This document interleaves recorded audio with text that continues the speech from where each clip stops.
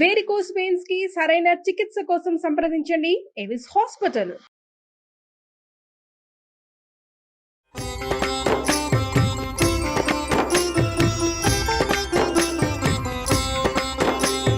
నమస్కారం. విష్ణు పురాణం 28వ భాగం అనగా చివరి భాగంలోకి వచ్చామండి. ఇప్పుడు మనకి పరాశర మహర్షి మైత్రేయుడికి చెప్తున్నటువంటి ఆత్యంతిక ప్రళయం గురించి చెప్పుకుందాం. మనుషులకి అసలు జీవరాశులన్నిటికీ తాపత్రయాలు 3 ఉంటాయని మనం తాపత్రయం అంటూ ఉంటాం. అంటే ఏమిటో తెలియదు మనకి. ఎందుకు వచ్చింది తాపత్రయం అని వాడతాం. ఆ తాపత్రయం గురించి చెప్తున్నారు. ఆది భౌతిక, ఆధ్యాత్మిక, ఆదిదైవిక అని 3 విధాలైన తాపాలు జంతువులని పీడిస్తుంటాయి, మనని, ప్రాణుల్ని. అవి శారీరకాలు, మానసికాలు అని 2 విధాలు. ఆధ్యాత్మికం, శారీరకం. మహారోషం, క్రోధం, మదం అనేవి మానసికాలు. రకరకాల వ్యవహారాలు ఉన్నాయండి ఇందులో. శరీర సంబంధమైనది ఆధ్యాత్మికం. ఇతరుల వల్ల కలిగే బాధలు ఆది భౌతికాలు. వాయువు, అగ్ని మొదలైన వాటి వల్ల కలిగినవిగా గ్రహించంటే ప్రపంచం మిగిలిన వాటి వల్ల కలిగేదనమాట. వీటిని ఆది భౌతికాలు అంటారు. ఇలాంటి తాపత్రయం శరీరికి అంటే ప్రాణులకి, మనలాంటి వాళ్ళకి గర్భవాసము, జననము, ముసల్తనము, అజ్ఞానము, మరణము, నరకము ఇలాంటి వాటికి సంబంధించిన వివిధమైన దుఃఖాలని కలిగిస్తూ ఉంటుంది. వీటి వల్ల భరించరాని దుఃఖం కలుగుతుందని చెప్పక్కర్లేదు. ఆ దుఃఖాల గురించి చెప్తున్నారనమాట. ఈ తాపత్రయాలన్నీ దుఃఖాన్ని కలిగించేవేనండి. దాని గురించి చెప్తున్నారు. ఒక స్త్రీ గర్భమునందు అది నివాసము, అది ఎలాంటిదో చెప్తారు. వీళ్ళు ఎలా పుడతాము, మనం లోపల ఎలా ఉంటాము, మలం మధ్యన మావితో పుట్టి మిక్కిలి వంకరగా వీపు, గుండె, కంఠము కలిసి ఆ తల్లి కడుపులో అణిగిమణిగి ఉంటుంది శిశువు. ఇలా ఉంటుంది కదండి, వంగి ఇరుకు ప్లేస్లో. మామూలుగా ఇలా చేతులు చాపితే ఇంత పళ్ళ నిండా పెద్ద బల్ల నిండా ఉండే పిల్లవాడు లోపల ఇంత బ్యాగ్లో ఇట్లా ముడుచుకుని ఉండవలసి వస్తుంది. అయితే ఎలా ఉంటారు, అరటి పువ్వులాగా ముడుచుకుపోయి ముద్ద కట్టి తన మూత్రంలోనే ఉండిపోవటం. కాళ్ళు చేతులు కూడగట్టుకుని ఆ శరీరాన్ని చుట్టుకుపోయి ఉంటాయి. వేడి, చలవ, వగరు, చేదు, పులుపు ఇట్లా వివిధ రుచులు, ఆ రుచులు కలిగినటువంటి ఆహారం తల్లి తీసుకుంటే ఆ పదార్థాల చేదు వగైరా తను అనుభవిస్తూ బాధపడుతూ ఉంటుంది. పెరుగుతూ సమయానుసారంగా ప్రజాపతి పంపించి గాలి కొట్టగా కడుపులో తల్లకిందులా పడి చివరికి ప్రసూతి వాయువు అనే వాయువు యొక్క విసురు వల్ల బయటికి వస్తుంది. మనకి శరీరంలో పంచప్రాణాలు అంటాం కదండి, 5 వాయువులు అవి ఉన్నాయి. వాటితో పాటు ఉపవాయువులు కూడా ఉంటాయి. స్త్రీ శరీరంలో నుంచి బయటపడాలంటే ప్రసూతి వాయువు అనే ఒక వాయువు యొక్క పంపింగ్ వల్ల శిశువు బయటకు వస్తాడు. పురాణంలో ఇట్లా చెప్పబడుతుంది. వెలుపలి గాలి తగలగానే లోపల ఉన్నంతసేపు శిశువుకి జ్ఞానం ఉంటుంది, వాడిలో ఉన్న ఆత్మకి. బయట గాలి తగిలేసరికి జ్ఞానం పోతుందట. శరీరం ఇరుసులలో పెట్టి ఆడించినట్లు, రంపంతో కోసినట్లు, ముళ్లతో గుచ్చినట్టు నొచ్చి బాధపడుతుంటుంది. గోక్కోవటానికి కానీ, ఒత్తిగిలి పడుకోవడానికి కానీ శక్తి లేక బాధపడుతూ ఉంటారు. తాగడానికి, తినడానికి ఇతరుల సహాయమే దిక్కుగా ఉంటారు. ఈగలు, దోమలు కుడితే ఆ బాధ అనుభవించవలసిందే కానీ ఆ శిశువు ఏమీ చేయలేదు. క్రమక్రమంగా పెరుగుతూ ఇతరుల అదిలింపులు, బెదిరింపులు అనుభవించవలసిందే. ఆది భౌతిక తాపాలకు కంది అజ్ఞానానికి ఆటపట్టై తన్ను తానెరగక మూఢవృత్తితోటి బతకవలసి వస్తుంది. యవ్వనం వచ్చిన తర్వాత మత్తుడై ధర్మ విరోధకాలైన అర్థకామాలకు లొంగి దురాశతో చేయరాని పనులు చేస్తూ బతుకు వెల్లడిస్తారు. ఎవరైనా చేసేదే ఇది. ముసల్తనం రాగానే జుట్టు ఊడిపోయి, చుట్టు పండిపోయి, పళ్ళు ఊడిపోయి, దృష్టి తగ్గి, వెన్నెముక వంగి, శక్తి అంతరించి కర్ర పట్టుకుని నడవాల్సి వస్తుంది. చెముడు, మాట్లాడడానికి శక్తి చాలక గుటకలు వేస్తూ ఉండటం, తిండి నిద్ర తగ్గిపోవటం, తిండి అరగకపోవటం ఇలాంటి దురవస్థల్లో పడతారు. అన్నీ అణిగిపోయినా ఆశలు మాత్రం సావవు. చివరికి పడరాని రోగాల బారిన పడి కుటుంబాన్ని వదల్లేని దుఃఖంతో దేన్ని వదిలిపెట్టలేం కదా, యమభటుల చేతిలో పడతాడు. తను చేసిన పాపకర్మలకు నరకంలో యమకింకర్ల చేత పడరాని శిక్షలకు లోబడి దుఃఖిస్తాడు. అవి అయిన తర్వాత మళ్ళీ ఏ తల్లి కడుపులోనో పడ్డము, పుట్టడము, పెరగడము, ఇందాక చెప్పుకున్న ఈ ఇంత పొడుగునే లిస్టు ప్రకారము అన్ని బాధలు పడటము, మళ్ళీ ముసల్తనము, మళ్ళీ మరణము, ఇదే వరుస. జీవి ఇలాగే తిరుగుతూ ఉంటాడు. పుట్టడం, చావడం, మళ్ళీ పుట్టడం, ఈ వరుస కర్మ ఫలితం ప్రకారం ఇలాగే జరుగుతుంది. ఇందులో ధనం ఆర్జించడము, దాన్ని కాపాడుకోవటము, వినియోగించడము, ఈ పనుల్లో కూడా దుఃఖమే కానీ సుఖమేముండదు. సంపాదించిన నాళ్ళు కడుపు కట్టుకుని సంపాదించడం, అనుభవించే సమయానికి ఆకలి ఉండదు, అన్నం తింటే అరగదు, నిద్ర పడుకుంటే నిద్ర పట్టదు, వృద్ధాప్యం ఎంత డబ్బు ఖర్చు పెట్టినా శరీరానికి సుఖం రాదు. ఇంతే జీవితం. కలిమి కష్టాల ప్రోవు అని చెప్పాలి కానీ సుఖమయం అనడానికి వెళ్ళేది. ఎంత సంపాదన వచ్చినా వాడికి ఏం సుఖాలు ఉండవు. కర్మలు దుఃఖానికి బీజాలు. వాటి ఫలితం ఏంటంటే పుడుతూ ఉండటం, చస్తూ ఉండటం. ఈ జ్ఞానం నరుడికి కలగదు. నేను ఈ పని చేస్తున్నానే మళ్ళీ పుడతాను ఏమో, తర్వాత ఎప్పుడు పుడతామో మనకు తెలియదు కదా, తెలియదు, అర్థం కాదు, అజ్ఞానమే వీరన్నిటికీ మూల కారణమని చెప్తారు. ఈ దుఃఖం పోగొట్టుకోవడానికి దివ్యమైన ఆయుధం ఏంటంటే విష్ణు సహస్రనామ పారాయణమట. జ్ఞానులు ఈ మాట చెప్తారు. ఈ దుఃఖం పోతుంది, నువ్వు పుట్టవలసిన అవసరం తగ్గుతూ ఉంటుంది. నిత్యము సహస్రనామ పారాయణ చేస్తావు. ఎప్పుడు భగవన్నామం తీసుకునే వాళ్ళకి ఇతరులని తిట్టడానికి, కేకలేయటానికి, ఏదో అది కావాలి ఇది కావాలి అని అడగడానికి సమయం తగ్గిపోతుందండి. భగవన్నామమే ఎక్కువగా జరుగుతుంది. అప్పుడు ఏమవుతుంది, ఆ మాటలు తగ్గేసరికి కర్మలు తగ్గటం మొదలు పెడతాయి. నిదానంగా మన పుటకలు చావులు కూడా తగ్గుతుంటాయి. విష్ణు సహస్రనామాన్ని వదిలిపెట్టద్దని చెప్తున్నారు. శ్రీహరి దయను పొందటానికి కర్మ, జ్ఞానము అనేవి సాధనాలని ఆగమోక్తి. జ్ఞానం ఆగమ విహితమైనటువంటి కర్మాచరణం. ఏది లేక బతుకు సుఖంగా గడవాలి, మోక్షం రావాలని అరిస్తే వస్తాయా? అరిస్తే రాదు. భగవంతుడు అనే పదానికి అర్థం చెప్తున్నాను విను. సంభవము, భర్త అనే రెండు భకారానికి అర్థమట.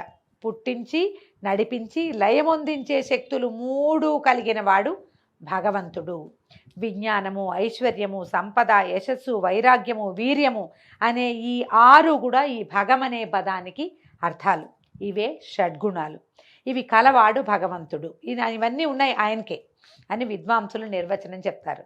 ఈ 6 గుణాలతో ఉన్న ప్రపంచంలో తనలో ప్రపంచము ఉన్నవాడు భగవంతుడని విబుధుల యొక్క నిర్ణయము. ఈ భగవన్నామం పరబ్రహ్మ స్వరూపి అయిన వాసుదేవుణ్ణి గురించే చెప్పబడింది, కానీ మరే దేవతకి చెల్లదు. ఈ విషయం మునుపు కేశిధ్వజుడు అనే రాజశ్రీ ఖాండిక్యుని తండ్రికి చెప్పాడు అనేసరికల్లా మైత్రేయుడు అడిగాడు, కేశిధ్వజుడు ఎవడు, ఖాండిక్యుడు, ఈ ఖాండిక్య జనకుడు అనేవాడు ఎవడు, వాళ్ళకి యోగ నిమిత్తంగా కలిగిన వాదం ఏమిటో చెప్పమని అడిగేసరికల్లా పరాశర మహర్షి ఇట్లా చెప్తున్నారట. జనక వంశీయుడు అమితధ్వజుడు, అతనికి ఖాండిక్యుడు, కృతధ్వజుడు అని 2 కుమారులట. తండ్రి తర్వాత వాళ్ళిద్దరూ రాజ్యం సమానంగా పంచుకుంటే ఈ కృతధ్వజుని కుమారుడు కేశిధ్వజుడు అనేవాడు ఏంటట, అతను తపోధనుడు, ఆత్మవిద్యాపరాయణుడు, బలపరాక్రమశాలి అయ్యి ఈ సంసారాన్ని అవిద్య వల్ల తరిస్తాను అని తండ్రి తర్వాత రాజ్యాన్ని అనుభవిస్తూ, అతను చాలా తెలివిగలవాడే కానీ తండ్రి తర్వాత రాజ్యాన్ని తీసుకున్నాడు.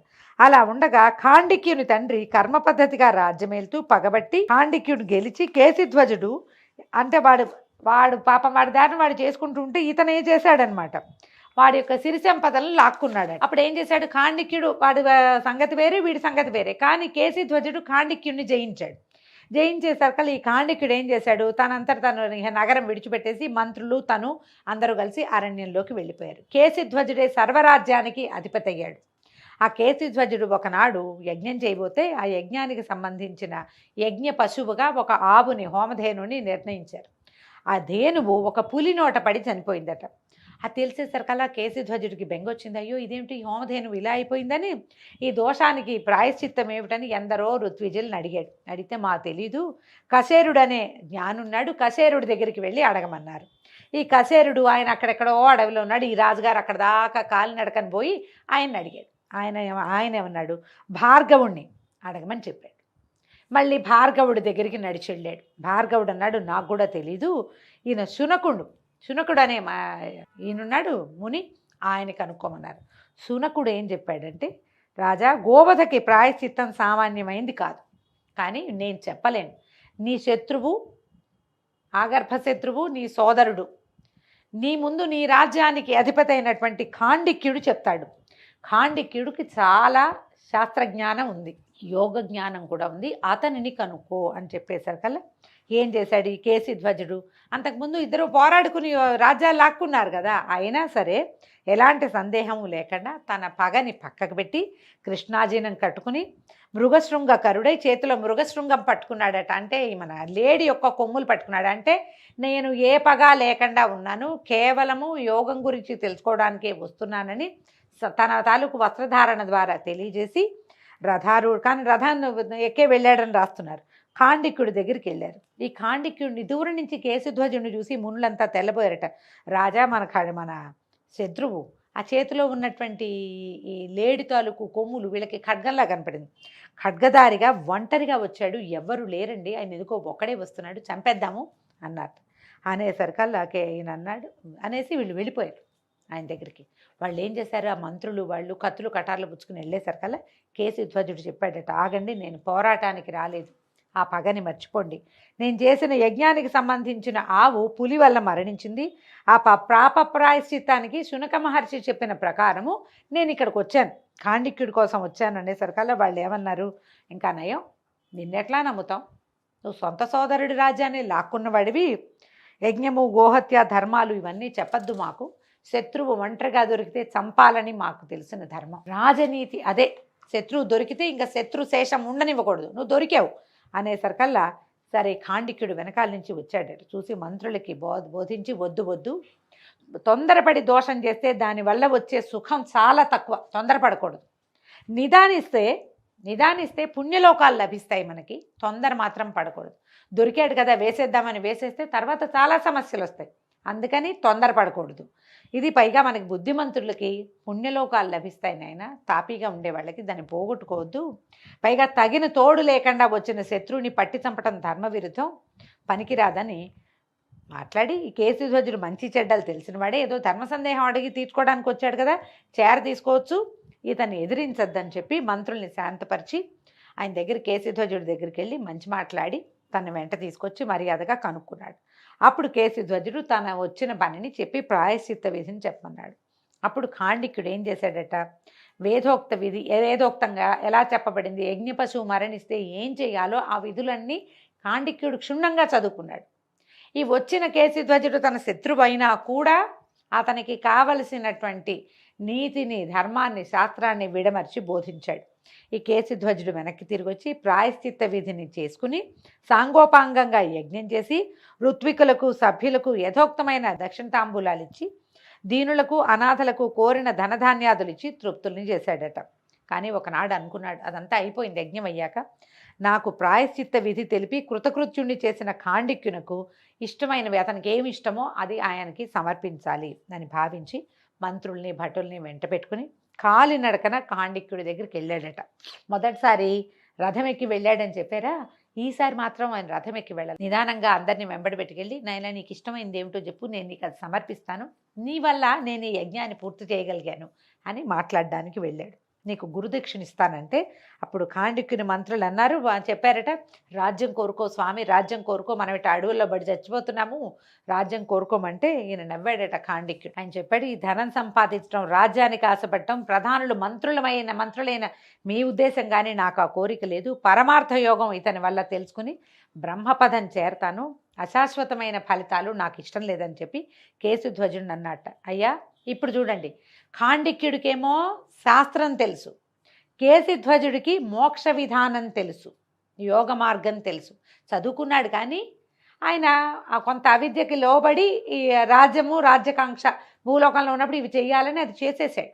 ఈయన ఖాండిక్యుడు అడిగాడు, నాకు మోక్షాన్ని సంపాదించడానికి తగిన యోగ మార్గాన్ని ఉపదేశించమని.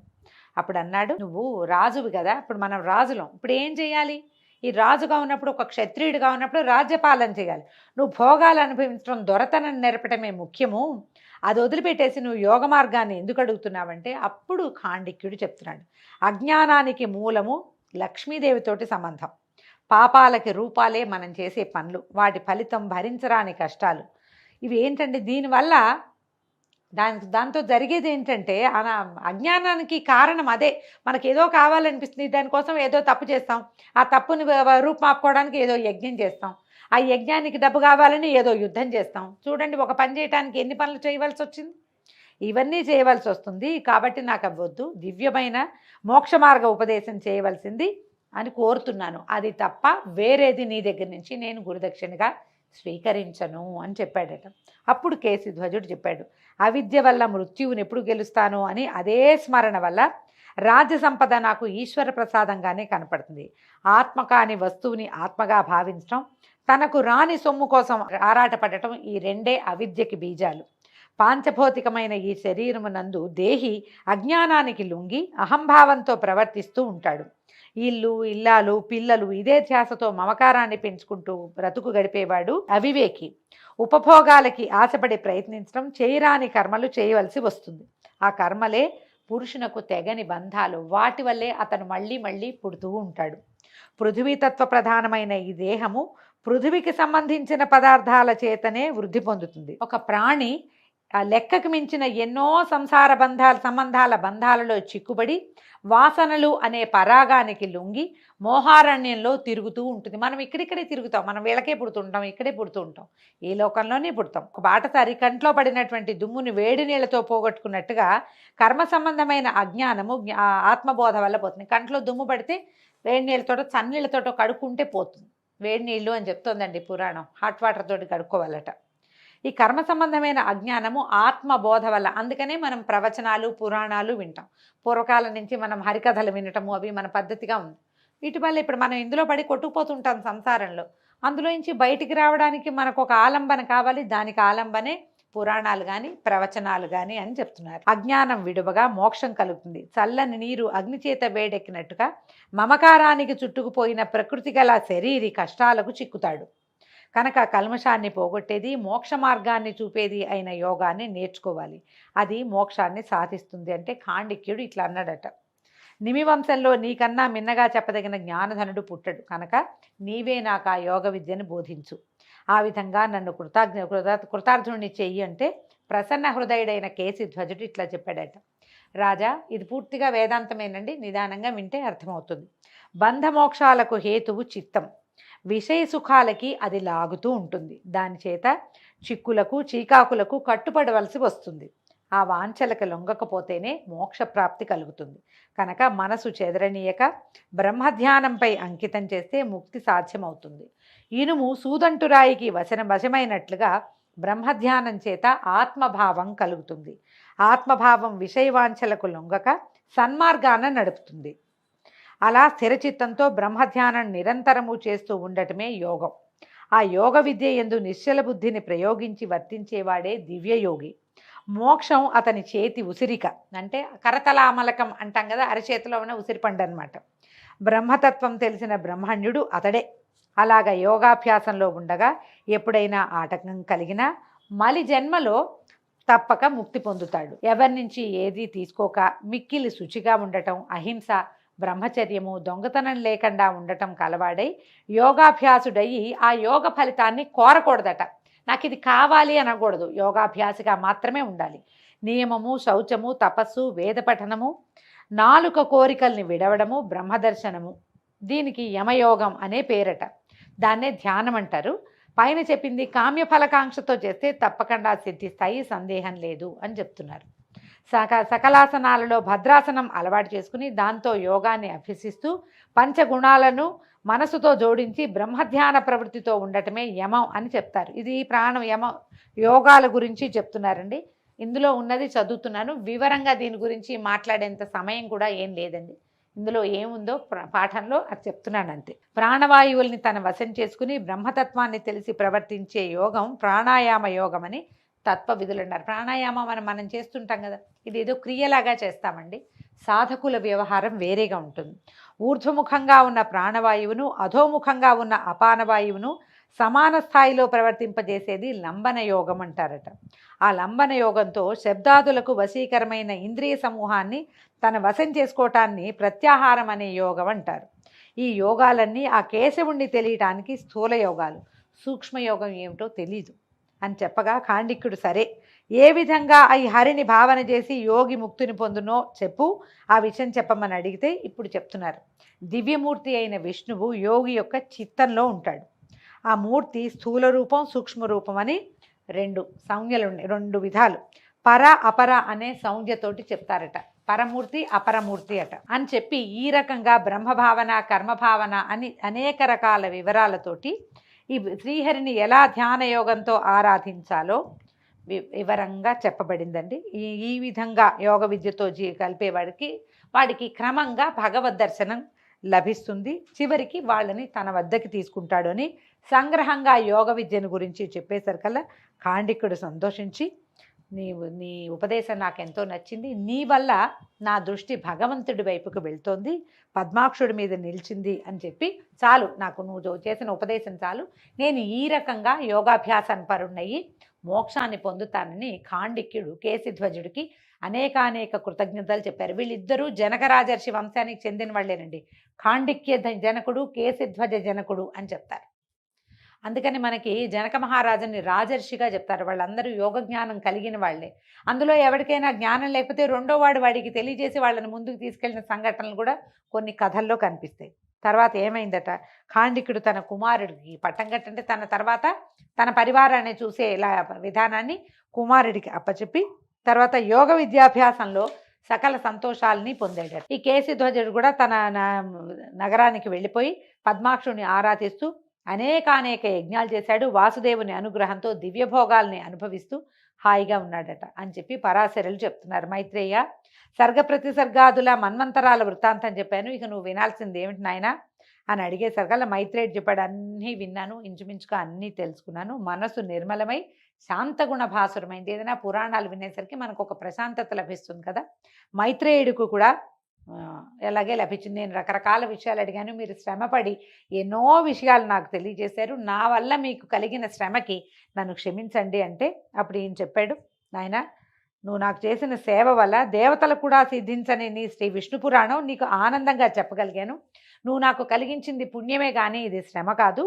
దేవతలు, రాక్షసులు, గంధర్వులు, యక్షులు, పన్నగులు, కిన్నరులు, సిద్ధులు, సాచులు, మునులు, 4 వర్ణాల వారు, నదీనదాలు, సముద్రాలు, వనాలు, పంచభూతాలు, గ్రహ నక్షత్రాలు, అగ్నులు, మన్వంతరాలు, వేదశాస్త్ర పురాణాలు విష్ణుమూర్తులే, అన్నీ విష్ణు స్వరూపాలేనట. ఈ చరిత్ర విన్నవారు సకల శుభాలు పొందుతారు. ఇన్నిటా వినుతింపదగిన విష్ణు పురాణాన్ని రాసినా, చదివించినా, వినినా, పూజించినా శుభప్రాప్తి అవుతుంది. భక్తవత్సలుడైన పద్మాక్షుడు ఇష్టఫలాలని ప్రసాదిస్తాడు. విష్ణు పురాణాన్ని భక్తితో చదివినా విన్నా, అశ్వమేధం చేసి అవబృధ స్నానం చేస్తే వచ్చే ఫలితం లభిస్తుంది. పుణ్యక్షేత్రాలలో స్నానము, దానము, ధ్యానము, తపము చేసిన ఫలితం కూడా లభిస్తుందట. అగ్నిహోత్రం యొక్క ఆరాధన 1 సంవత్సరం చేస్తే వచ్చే ఫలితం ఒక్కసారి విష్ణు పురాణం చదివినా, విన్నా, వినిపించినా లభిస్తుంది. ఇప్పుడు నేను వినిపించాను, నాకు ఫలితం లభిస్తుందండి. విన్న వాళ్ళందరికీ కూడా అగ్నిహోత్ర ఆరాధన చేసిన ఫలితం లభిస్తుందట. జ్యేష్ఠ మాసంలో శుక్లపక్ష ద్వాదశి నాడు యమునలో స్నానం చేసి మధుర వెళ్ళి విష్ణువుని ఆరాధిస్తే వచ్చే పుణ్యఫలం విష్ణు పురాణ పఠనం వల్ల కలుగుతుంది. శ్రావణ మాసంలో విష్ణు పురాణం నందలి కథలు కొన్నిటిని చదివినా కూడా దుస్వప్నం పోతుంది. ఒకవేళ శ్రావణంలో ఏదైనా పీడకలలు కనుక వస్తే మాసాన్ని బట్టి అన్నమాట, ఎప్పుడు పీడకలు వచ్చినా విష్ణు పురాణంలో ఒక ఎపిసోడ్ విన్నా కూడా ఫలితం లభిస్తున్నట్ట. దుస్వప్నం యొక్క దుష్ట ఫలితాలు ఏమైనా ఉంటే అవి పోతాయి. సూర్యగ్రహణ సమయంలో యమునలో స్నానం చేసి వైదికులైన బ్రాహ్మణులకు గోదాన భూదానాలు ఇస్తే వచ్చే ఫలితం విష్ణు పురాణం రాసిన వారికి వస్తున్నట్ట, చేత్తో గనక రాస్తే. విష్ణు పురాణ కథలు వినే వారికి పాపాలు పోతాయి, ఆరోగ్యాభివృద్ధి, భాగ్యాభివృద్ధి, కీర్తి, హరిభక్తి కలుగుతాయి. నేను పులస్త్య మహాముని వల్ల ఈ పురాణం విని నీ వంటి తపోధనలకు చెప్పే ధన్య చరిత్రుడిని అయ్యాను. శమీకుడు నీ వల్ల విని దీన్ని కృతయుగంలో వినిపిస్తాడు కాబట్టి ఈ పురాణం కలికాలం యొక్క దోషాన్ని పోగొట్టి జగన్నుతం అవుతుంది. నువ్వు మహానుభావుడివి. మైత్రేయుడికి చెప్తున్నారన్నమాట, నీ జననం పవిత్రమైంది, జన్మ ధన్యమైంది నాయన. భగవంతుడి మీద భక్తిని ఏమరకుండా నిరంతరము విష్ణునామ సంకీర్తన చెయ్యి అని ఈ రకంగా పరాశర మునీంద్రుడు మైత్రేయునకు వేదమూలమైనటువంటి విష్ణు పురాణాన్ని పూర్తిగా వినిపించాడు. ఈ విధంగా సుమన్ టీవీ వల్ల ఈ 28 రోజుల పాటు విష్ణు పురాణాన్ని సాధ్యమైనంత సంగ్రహంగా మీకు అందించగలిగే అవకాశం లభించిందండి. ధనుర్మాస పుణ్యక తిథుల్లో ఈ మొత్తం 28 రోజులను మనం ఈ పురాణాన్ని విన్నాము. అవకాశం ఉన్నప్పుడు మళ్ళీ ఇంకొకసారి వినడానికి అవకాశాన్ని తీసుకోండి. నమస్కారం.